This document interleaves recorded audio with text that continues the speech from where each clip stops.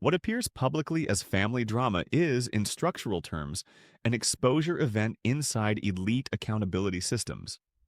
When prosecutors signal interest in a figure embedded within both political power and private enterprise, the message is not personal curiosity. It is institutional pressure surfacing through a visible conduit. The attention directed at Ivanka Trump operates less as an indictment of an individual and more as a diagnostic signal that protective boundaries around elite networks are being tested. This moment matters because elite accountability rarely advances through direct confrontation. It moves through calibrated signals that force institutions to reassess risk. Prosecutorial interest aimed at a central family intermediary introduces uncertainty into carefully managed separations between governance, influence, and private wealth. That uncertainty compels legal teams, financial partners, and political allies to evaluate exposure long before any formal action occurs. The system responds not to guilt but to potential liability. The cause is structural congestion. When multiple investigations converge around the same power ecosystem, attention inevitably shifts toward nodes that connect decision-making, branding, and capital. Those nodes are valuable precisely because they stabilize influence across domains. Once scrutiny approaches them, institutional actors face a choice between continued insulation and controlled disclosure. Neither option preserves equilibrium. Each increases strain on internal norms designed to prevent scrutiny from spreading. The consequence is defensive realignment. Compliance departments tighten, documentation becomes more guarded, and strategic distance is quietly created. Employment contracts, advisory roles, and informal influence channels begin to recalibrate. For ordinary workers inside these organizations, this manifests as hiring freezes, postponed projects, and heightened internal surveillance. Risk management at the top translates into precarity below. The escalation lies in precedent. When prosecutorial signaling reaches beyond the principal actor into adjacent elite figures, it undermines assumptions that proximity confers immunity. Institutions built on predictability must now account for volatility introduced by enforcement uncertainty. Markets interpret this as instability, not justice. Legal exposure becomes a variable in valuation models, affecting access to credit and long-term planning. Nothing is resolved at this stage. The system has not moved toward accountability or collapse. It has entered a phase of visible strain where reputation management gives way to institutional self-preservation. The pressure remains latent, accumulating across networks designed to never confront it directly. Prosecutorial signaling functions as a calibrated instrument of power, not a public performance. It exists to shape the legal terrain before any formal action constrains movement. When prosecutors allow awareness of interest to circulate, they are not announcing weakness or indecision. They are reorganizing incentives across an elite ecosystem that understands consequence before it experiences it. The signal itself alters behavior, access, and alignment. The cause is structural. Complex cases involving high-status actors rarely succeed through surprise.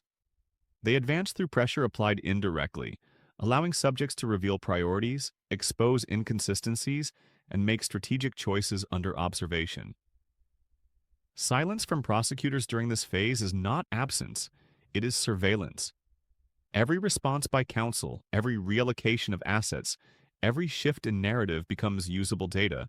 The immediate consequence is recalibration. Targets begin managing exposure rather than defending innocence.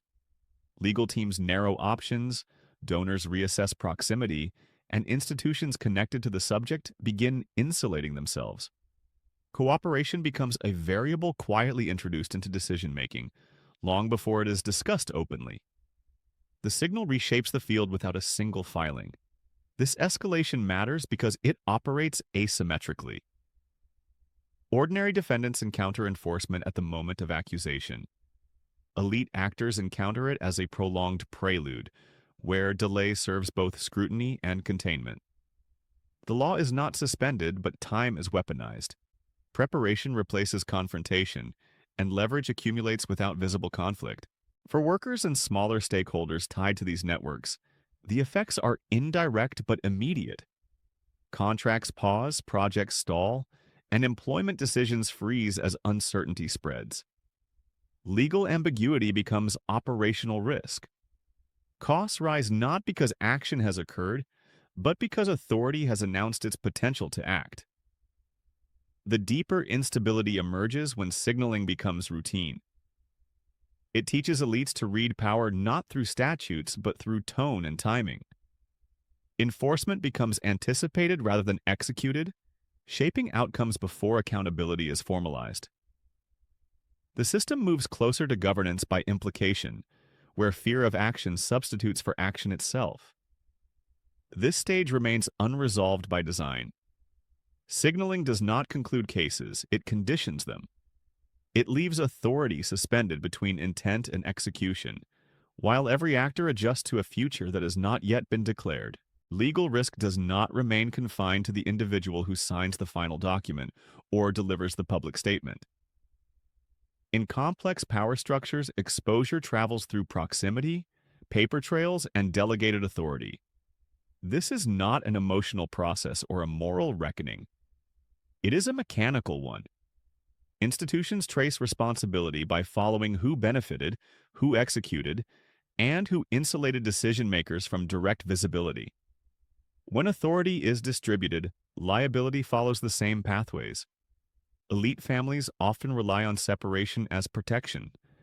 Titles are divided, roles are compartmentalized, and operational control is assigned to trusted insiders. This architecture is designed to preserve distance between figureheads and transactions. For a period, it works. Documentation is routed through intermediaries. Decisions appear procedural rather than intentional. Accountability seems abstract, but insulation only functions while institutions accept surface narratives of separation. Once prosecutorial attention shifts from appearances to structure, inheritance of risk accelerates. Emails, approvals, signatures, and advisory roles begin to form connective tissue. Delegated authority becomes evidence of participation rather than distance. Proximity to assets, strategy, and execution transforms from prestige into exposure. At that stage, family affiliation is no longer a shield. It becomes a map. This shift carries consequences beyond the individuals involved. Elite families operate as stabilizing units for capital, influence, and continuity. When legal exposure spreads inward, it destabilizes those systems simultaneously. Advisors hesitate, partners reassess, contracts slow. Risk managers begin planning for disruption rather than preservation. The cost of uncertainty moves outward from legal teams to employees, vendors, and dependent enterprises. For ordinary workers embedded in these systems, inherited legal risk translates into material vulnerability. Hiring freezes replace expansion plans. Projects pause without explanation. Income streams dependent on elite stability become conditional. None of this requires a verdict. The mere tracing of responsibility is enough to alter behavior across the structure. What makes this moment unstable is not the potential outcome, but the process itself. As institutions demonstrate their capacity to follow risk beyond figureheads, long-standing assumptions about insulation weaken. Elite continuity becomes contingent rather than guaranteed. The system remains in motion, still absorbing evidence, still reallocating responsibility, still unresolved. The inheritance of legal risk has begun, and its endpoint remains deliberately undefined. Corporate structures exist to separate risk from identity. They are designed to absorb blame, distribute liability, and present wrongdoing as an organizational malfunction rather than a personal decision. This architecture protects capital and continuity by ensuring that consequences land on balance sheets, not individuals. For most participants, the veil holds because authority is fragmented, signatures are dispersed, and responsibility is diluted across committees and subsidiaries. That protection weakens when control consolidates. Prosecutors do not attack corporate veils abstractly. They map authority. They follow who approved transactions, who directed strategy, and who benefited materially. When the same individual exercises financial oversight, authorizes key documents, and influences operational decisions, the corporation stops functioning as a shield. It becomes a conduit. At that point, the legal system no longer treats misconduct as corporate error, but as personal action executed through a corporate instrument. This shift has predictable consequences. Defense strategies that rely on institutional distance collapse when records show alignment between personal intent and corporate execution. Emails, signatures, and internal approvals convert structure into evidence. The corporation remains relevant, but its role changes from absorber of blame to evidentiary container. What once diffused responsibility now concentrates it, because the very mechanisms designed to organize power leave traceable paths of control. The escalation is structural, not moral. Legal exposure increases because the system prioritizes enforceable accountability over formal separation. Courts and prosecutors are less persuaded by nominal titles than by functional authority. When decision-making authority and economic benefit converge, personal liability becomes the only mechanism capable of restoring deterrence. Corporate complexity no longer signals innocence. It signals sophistication. The economic implications extend beyond the individual. As veils are pierced, firms reassess governance, insurers recalibrate coverage, and counterparties reprice risk. Contracts become more cautious, compliance costs rise, and decision-making slows. These adjustments filter down to employment stability and consumer prices, as organizations protect themselves against the possibility that structure will no longer shield leadership from consequence.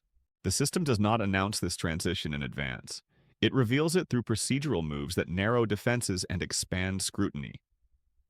Corporate form remains intact, but its protective promise is visibly conditional. Authority that once hid behind structure is now exposed to direct evaluation, leaving unresolved questions about how much insulation remains for those whose power and profit are no longer meaningfully separate. Power does not collapse when headlines break. It destabilizes when accumulated evidence begins to outweigh the informal protections that once insulated elites from consequence. Status, wealth, and political proximity operate as shock absorbers inside legal systems, slowing scrutiny and redirecting pressure. They do not eliminate gravity. They delay its effect until institutional credibility itself comes under threat. Elite protection functions through access rather than innocence. High-status actors secure experienced counsel early, shape narratives before filings occur, and leverage relationships that discourage aggressive inquiry. Investigations move cautiously, not because facts are absent, but because the cost of acting appears high. Institutions calculate reputational damage, donor reaction, and political retaliation before procedural steps are taken. During this interval, power appears stable, even dominant. That stability erodes when evidence accumulates beyond narrative control. Documents, signatures, financial flows, and delegated authority create a factual mass that cannot be displaced by proximity alone. At this stage, delay ceases to be a shield and becomes a liability. Each additional disclosure raises the institutional cost of continued inaction. What once protected status now threatens the credibility of the system tasked with enforcing rules. This is the point where institutions face a binary risk. Protecting elite figures preserves short-term relationships but undermines procedural legitimacy. Acting on evidence restores formal authority but exposes prior deference as complicity. Neither option resolves the underlying conflict. The system absorbs damage either way, but delay ensures that damage compounds rather than dissipates. For ordinary people, this collision has tangible consequences. Enforcement uncertainty affects contracts, employment decisions, and legal predictability. When institutions hesitate to act against powerful actors, the signal transmitted is selective enforcement. Workers, small businesses, and low-resource defendants absorb heightened risk while elites negotiate time. The cost of legal uncertainty shifts downward. Elite insulation fails not because power weakens, but because evidence hardens. Gravity asserts itself when institutional survival becomes inseparable from procedural credibility. At that moment, protection networks fracture under their own weight. The system moves not to correct injustice, but to prevent its authority from collapsing entirely. What follows remains unresolved because the tension between reputation and enforcement has not disappeared. It has only become unavoidable. Elite prosecutions rarely remain confined to courtrooms because elite actors sit at the junction of capital, contracts, and institutional confidence. When an investigation reaches upward, uncertainty spreads outward. Banks reassess exposure, counterparties slow commitments, and firms connected by advisory, employment, or branding ties enter defensive posture. The legal action itself becomes a signal that established assumptions about protection and predictability are no longer reliable. This uncertainty translates quickly into economic behavior. Credit committees widen margins, insurers adjust risk models, and compliance departments impose delays that freeze ordinary transactions. Projects dependent on elite sponsorship pause without formal cancellation, leaving workers in limbo rather than openly displaced. The system avoids visible shock while quietly transferring volatility to those without leverage to absorb it. Employment consequences follow predictable channels. Professional services firms reduce hiring tied to contested accounts. Contractors shorten timelines or renegotiate terms to protect themselves from downstream legal exposure. Workers experience instability not because of proven wrongdoing, but because institutions treat uncertainty as a cost to be externalized. The absence of verdicts does not prevent economic reaction. It accelerates precautionary withdrawal. Markets respond in parallel. Investors discount assets associated with legal ambiguity, even when fundamentals remain unchanged. This repricing is not moral judgment. It is institutional self-preservation. Risk is marked down, not eliminated, and the markdown is paid by employees through delayed wages, deferred promotions, and shortened contracts. The elite investigation becomes a macro signal without requiring systemic collapse. Class asymmetry defines the distribution of impact.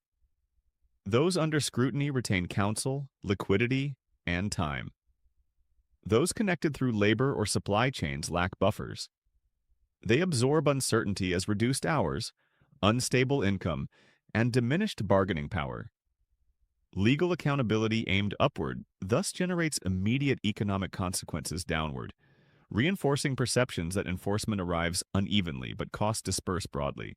As uncertainty persists, normalization begins.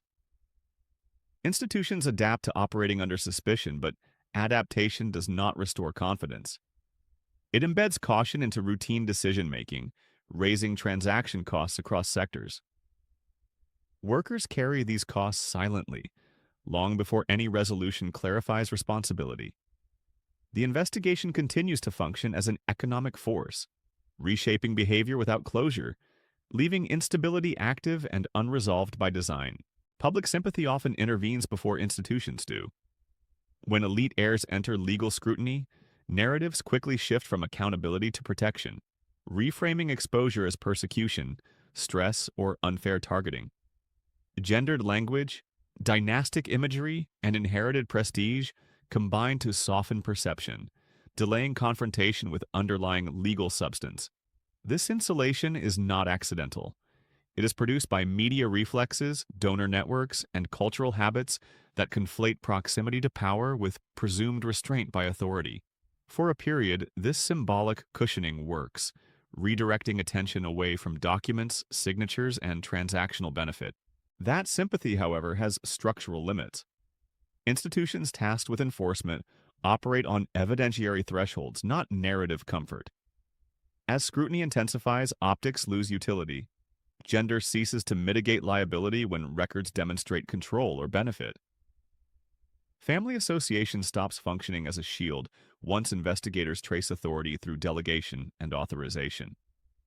What initially appears as selective mercy becomes a temporary pause, not a permanent exemption.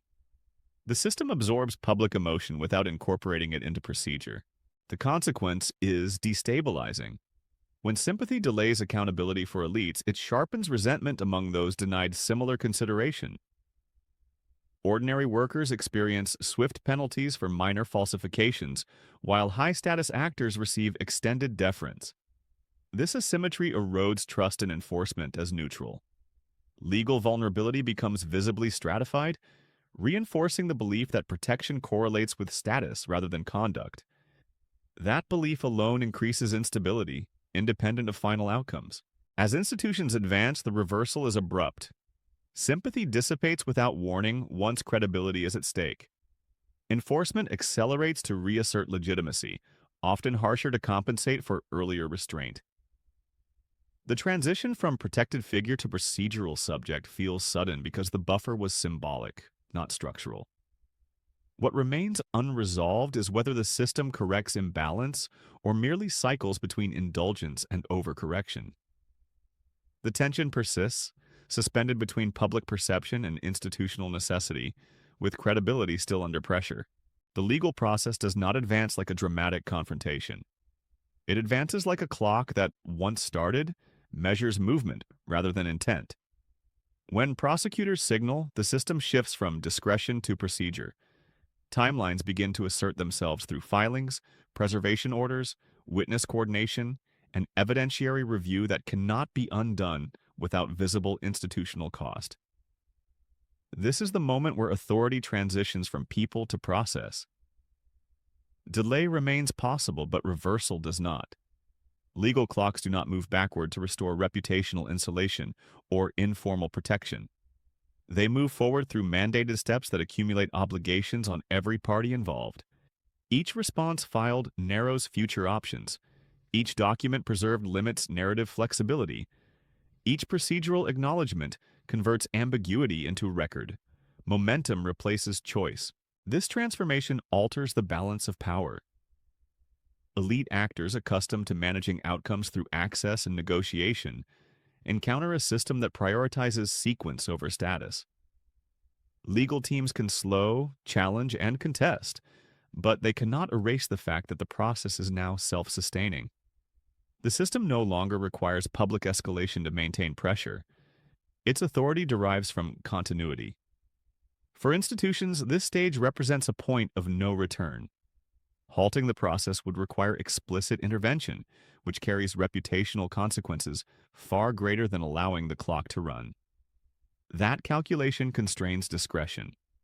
Accountability becomes less about moral judgment and more about preserving procedural legitimacy. The system proceeds because stopping would expose it. For ordinary people, the implications are indirect but real. As elite cases enter prolonged procedural timelines, courts reallocate attention, resources, and scheduling. Backlogs grow, enforcement slows elsewhere, legal uncertainty spreads across related contracts and regulatory environments. The cost of delay shifts downward to those without leverage to wait it out. This is why prosecutorial signaling matters even without immediate action. It marks entry into an irreversible phase where time itself becomes an instrument of authority. Outcomes remain unsettled, but immunity is already gone. The clock does not predict the verdict. It guarantees that the system will continue moving, regardless of who wishes it would stop.